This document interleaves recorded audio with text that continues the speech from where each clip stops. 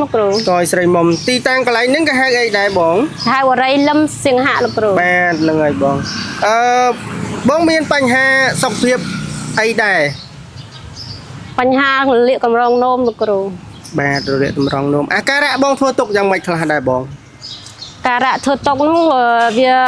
នោមញឹកហើយនោមមកច្រើនពពុះហើយ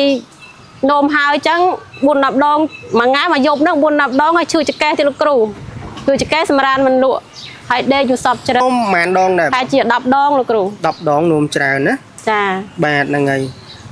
ហើយសម្រាប់អាការៈហ្នឹងបងឈឺរយៈពេលប៉ុន្មានហើយ ហើយជា2ឆ្នាំហើយលោកគ្រូ 2ឆ្នាំធ្លាប់ប្រើផលិតផលផ្សេងមកពីមុនអត់ទេបង ពីមុនមកខ្ញុំធ្លាប់ប្រើរដ្ឋផលផ្សេងច្រើនណាស់លោកគ្រូដល់ហើយអត់ត្រូវសោះ ប្រើអត់ត្រូវណា ចា ហើយស្គាល់ រដ្ឋផលនេះរាងសង្តេនេះតាមខ្សែរយៈប្អូនខ្ញុំលោកគ្រូ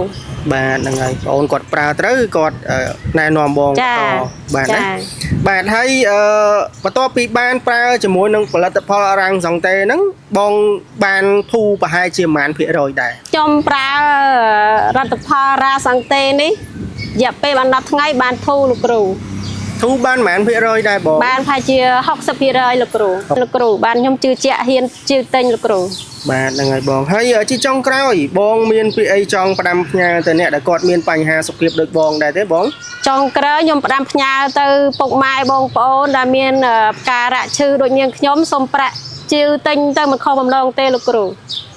រាសង្តេនេះពិតប្រកែផុកគេមែនលោកគ្រូ